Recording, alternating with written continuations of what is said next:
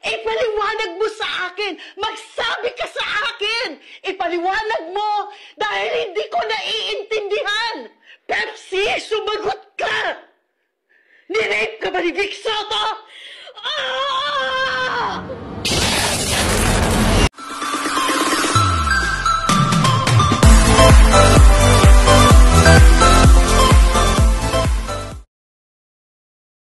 Vic Soto ipapakulong si Daryl Yap 35 milyon lawsuit, 19 na cyber libel case isinampa.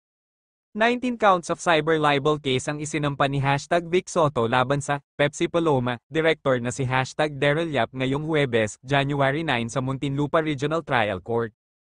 In an interview, sinabi ng veteran comedian na hindi na siya nagulat sa pagkakadawit ng pangalan niya sa pelikula, hindi, parang expected ko na, last year pa pino-promote. Kasama ni Vic sa pagsasampa ng kaso ang asawang si Pauline Luna na nagsabi na affected ang pamilya nila sa reaksyon ng public sa pagdawit sa asawa niya sa movie.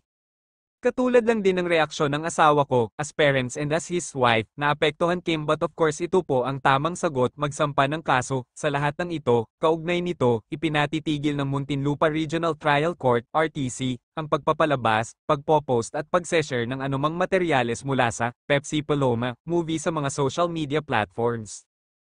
Bossing, nagulat ka, January 1, New Year, sinira ang pagpasok ng taon mo? Hindi naman. Parang expected ko na yun dahil matagal na naman ito. Last year pa pinopromote.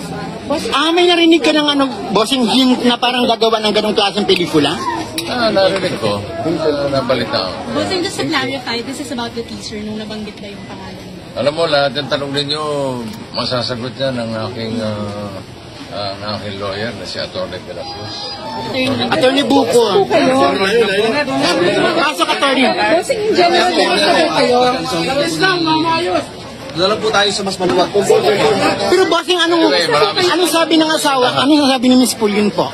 Siyempre, his full support, not only my wife, but my children, my friends, and I think karamihan ng mga kababayan natin kasama ko sa laban. Bossing, kasi nasa internet to, so mababasa to hanggang eternity. Si attorney bahala. Bossing, hindi niyo po politically motivated. Si attorney din Sir, personally, kumusta na po kayo? Bossing, personally, kumusta na po kayo? I'm okay. Tingin mo, bossing, kilala mo kung sino gumawa nito? Meron pa may but hindi natin napapatunayan. Paninirang puri po ito, bossing. Si attorney Sir, sasabihin. politically driven ito, sa tingin ninyo, may politics involved, politically driven, may grudges, ano I don't want to comment on that. This is a non-political issue. For me, ewan ko para sa ibang tao.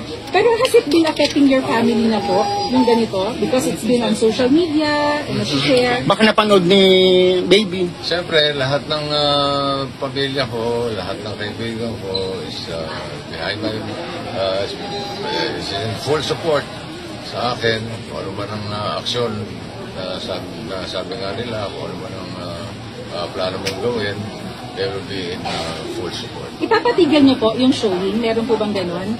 Sorry? Do you plan po na ipatigil po yung pagpapalabas? Wala tayong micro-comment yan. Wala kayong planong i-TRO bossing, yung trailer or something? Si attorney pa rin. Sige. Message na lang kay Direk. May message kayo kay Direk Daryl Yap? Wala naman. Happy New Year. O sa mga taong nakapanood na ng teaser bossing na baka hinusgahan ka na po? Kanya-kanya namang demokrasya tayo. Kanya-kanyang paniwala yan. Basta ako naniniwala sa sistema ng ating justisya. Bossing, for purposes of balance po, has anybody from the production nung ginagawa yung movie ever sought for your side? Wala. So, walang kumonsulta, walang nagpaalam. So, walang consent. So out of the blue, mayroong ganito bossing na parang, sinisira, parang, sinasakyan ba yung, kasi kilala ka pa rin bossing Ganun talaga ang buhay. Sorry. Sir, sa mga artista na gumanap, meron po ba kayong sama ng loob? Trabaho lang yun. No problem. Pero, bossing, gaano kasakit yung sinabing, Wala ba iba magtatanungin? ako lang, ni-rape ka ba ni Vic Soto? Gaano kasakit yung bossing?